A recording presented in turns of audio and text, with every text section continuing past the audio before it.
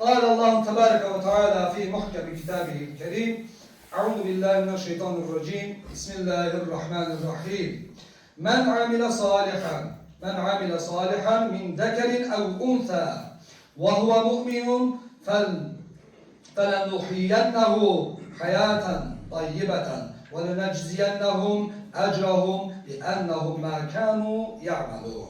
صدق الله العظيم. وقال رسول الله صلى الله عليه وسلم فإن حق الله على العباد أن يعبدوه ولا تشركوا به şey'an. Muhterem Müslümanlar, İslam nuru Mekke torpaqlarını ışıklandırmaya başladığı günler idi. Sevgili Peygamberimiz sallallahu aleyhi ve sellem Kabe'nin yanındaki Sefa tepesine çıktı ve Mekkelilere belə səsləndi. Bu vadinin arkasında hücum etmek üzere sizi gözleyen bir ordu var desem, mənə inanarsınızmı? Mekkelilerin hamısı bir ağızdan, bəli, biz senin doğruluğunu təsdiq edirik. Çünkü indiyə qədər səndə düzgünlükten başka bir şey görmedik. Sen Eminül Muhammedsin. Sen yanımızda yalan ile ittiham edilmiş bir insan değilsen dediler. Bunun üzerine sevgili Peygamberimiz sallallahu aleyhi ve sellem onlara belə buyurdu. Mən sizi elin bir əzaba karşı xəbərdar edirəm. Və Məkkəlilərin nəzdində bütün insanlığı İslam'a, kurtuluşa dəvət etdi. Əziz müminlər, iki dünya sərvəri sevgili Peygamberimiz sallallahu aleyhi ve sellemin bu çağrışı insanları alemlerin Rabbine kul olmağa ve yalnız Allah'a ibadet etmeye davettir. Bu davette yalnız Allah'a iman ve kulluk vardır. Bir ve tek olan Allah'ın huzurunda eğilmek ve üstünlüğü yalnız Allah'a karşı edilen ibadetlerde olduğu vardır. Fitne, fesat, hile ve təleden, yalan ve nifaktan uzak bir hayat vardır. Kıymetli kardeşler, İnsanın yaratılış məqsədi uca Rəbbinə kulluk ve itaat etmektir. Cenab-ı Hakk'ın razılığını, dünya ve ahiret xoşbəxtliyini kazandıracak salih əməlləri işlemek vardır. Yaratıcısıyla arasındaki bağı iman ve ibadetle canlı tutmalıyız. Çünkü bizi yoktan var eden uca Allah'ın varlığına ve birliğine inanmamız, ona kamil manada kul olmamız Rabbimizin bizim üzerimizdeki en büyük hakkıdır. Nece ki bir gün Allah'ın elçisi sallallahu aleyhi ve sellem Efendimiz Muaz bin Cebel ile bir seferde beraber idiler. Ey Muaz, ya Muaz, sen Allah'ın kulları üzerindeki hakkının ne olduğunu bilirsen mi? diye soruşmuştu. Muaz bin Cebel radıyallahu anh Allah ve Resulü daha yaxşı bilir şeklinde cevap verince Resul-i Ekrem sallallahu aleyhi ve sellem belə buyurdu. Allah'ın kulları üzerindeki hakkı kulların ona ibadet etmeleri de hiçbir şeyi Allah'a ortak koşmamalarıdır. Kulların Allah üzerindeki hakkı ise özüne ortak koşmayan kəslərə əzab etmemesidir. Kıymetli Müslümanlar, bizlerin kurtuluşu dünyada elde ettiğimiz mekamlar, mövqeyler, servet, şan, şöhret, mal, mülk ve evlatlarımız ile değil, dünyanın bəzəyi olan bu şeyler ahirette üstünlük sebebi olmayacaktır. Üstünlük yalnız Allah Teala'ya güzel bir şekilde kul olmaktadır. Kim Allah'a güzel bir şekilde kulluğunu etmiş ve o hal üzere Allah'a kavuşmuşsa o adam kurtuluşa çatan adamdır. Harada olursak olaq, ne iş edersek edək, hansı məqam və mövqeydə olursak olaq, değişmeyen əsl vəzifəmiz bizi yoktan yaradana kulluk vəzifəsini en güzel şekilde yerine getirmek olmalıdır. Evvel kul olmalıyıq, sonra peşe sahibi. Peşemiz kulluğumuzun önüne hiçbir zaman geçmemelidir değerli kardeşler.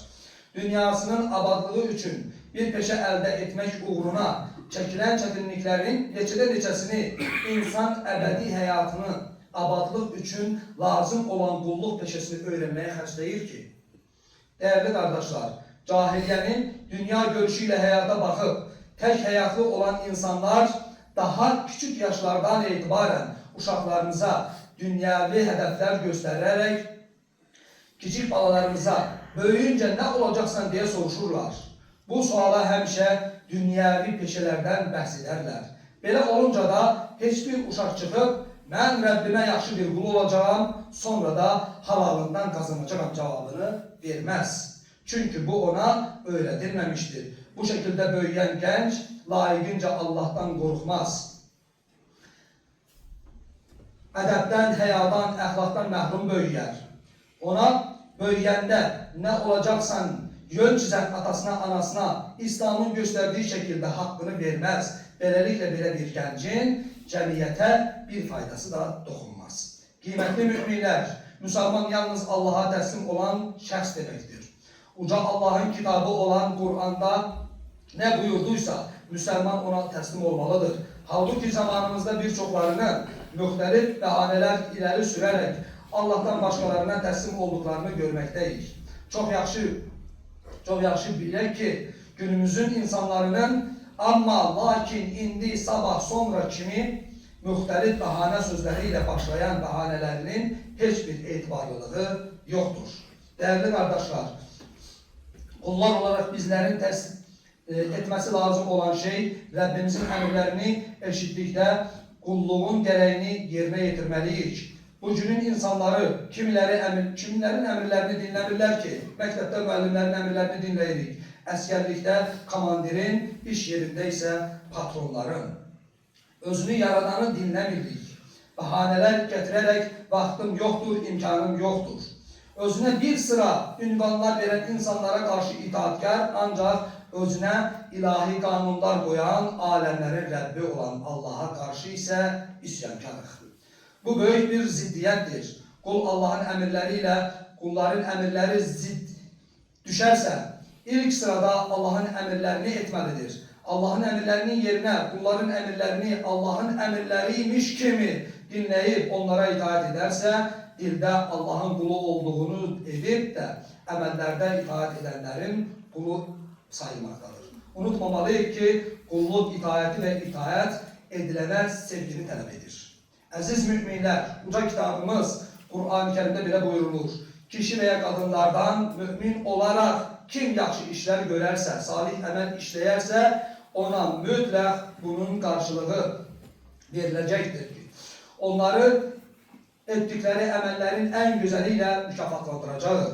O halde gelin Rabbimize karşı kulluk vazifesini idrak edek, ona canı könülden bağlanak, vefalı bir kul olak, ibadetlerimizi aksatmayak, en güzel şekilde yerine getirek. İbadet ederken masivadan, yani her cür dünyavi meşguliyetten ve riyadan temizlenek. Böylelikle Rabbimizin lütufkarlık ve ikram ettiği sonsuz nimetlere şükranımızı eda edek. İbadetleri terk ve laqeydliğin dünyada manevi boşluk, bereketsizlik ve narahatlık sebebi Rabbimizin katında ise günahı ağır ve büyük bir güç olduğunu asla unutmayaq. Ela inna